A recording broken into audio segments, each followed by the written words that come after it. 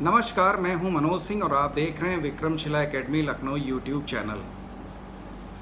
तमाम एशियाई देश जनसंख्या विस्फोट से परेशान हैं और वो अपनी बढ़ती आबादी को रोकने का उपाय खोज रहे हैं, संसाधन जुटा रहे हैं। लेकिन दूसरी तरफ तमाम यूरोपीय देश अपनी घटती आबादी, घटते जन्म दर को लेकर के परेशान हैं।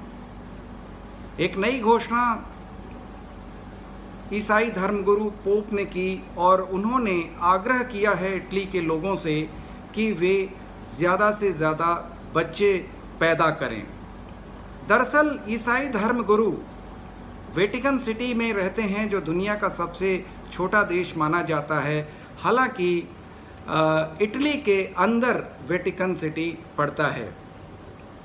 तमाम जनसांख्यिकी विशेषज्ञों से चर्चा करने के बाद पोप को ये समझ में आ गया कि ये जो डेमोग्राफिक जो संकट खड़ा हुआ है इटली के सामने, वहाँ पर जन्म दर लगातार घटती जा रही है, जो भविष्य में इटली के लिए उचित नहीं होगी और वहाँ की जो डेमोग्राफिक जो समस्या है उससे देश की अर्थव्यवस्था एकदम खराब हो जाएगी।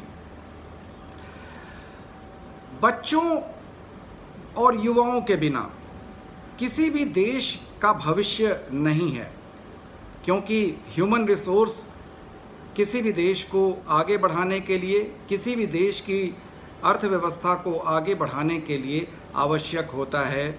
और पोप ने यही संदेश इटली के लोगों को दिया कि वे जन्म दर को बनाए रखें, क्योंकि युवाओं के बिना, बच्चों के बिना किसी भी देश का भविष्य नहीं हो सकता है। इसके पीछे कुछ तथ्य भी है। पोप ने जो आग्रह किया इटली के लोगों से, उन्होंने उन तथ्यों को सामने रखा कि इटली की जो जन्म दर है 15 वर्षों से लगातार घटती जा रही है और सबसे निचले स्तर पर पिछले साल बच्चों की संख्या हुई और पिछले साल मात्र 3,79,000 यानी 3,79,000 बच्चों का जन्म हुआ।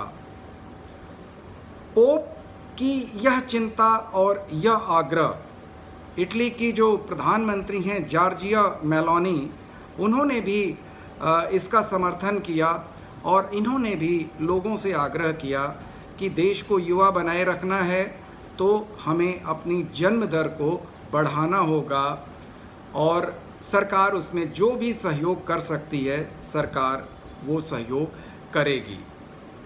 जॉर्जिया मेलोनी ने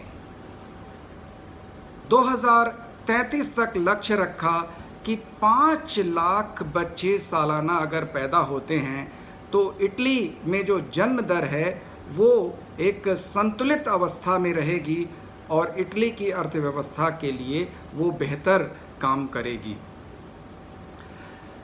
पोप ने तमाम जनसांख्यिकी विशेषज्ञों से बात करने के बाद कहा कि सबसे अधिक राजस्व की अगर हम बात करें इटली में तो हथियार कारखानों से और गर्भ निरोधक फैक्ट्रियों से है। पोप ने गंभीर बात कही कि हथियार कारखाने हथियार बनाते हैं, उनसे लोगों की संख्या नष्ट होती है, जबकि गर्भ निरोधकों से लोगों की संख्या को रोका जाता है। तो इससे बचने की आवश्यकता है, क्योंकि अगर जन्म दर हम बेहतर नहीं रख सके तो जल्दी ही इटली वृद्धों का देश हो जाएगा और इटली की अर्थव्यवस्था में ह्यूमन रिसोर्स की कमी हो जाएगी और देश खड़ा नहीं रह पाएगा। और साथ ही साथ उन्होंने यूरोप के अन्य देशों को भी चेतावनी दी, आग्रह किया कि वे अपनी जन्म दर को बरकरार रखें। तो विश्व के अलग अलग कोनों की अलग अलग समस्याएं हैं।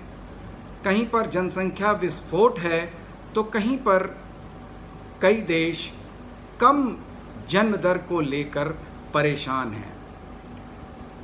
निष्कर्ष यही निकलता है कि हर चीज़ अनुपात में होनी चाहिए, न अधिक और न कम। मध्यम मार्ग ज़रूरी है किसी भी चीज़ की बेहतरी के लिए।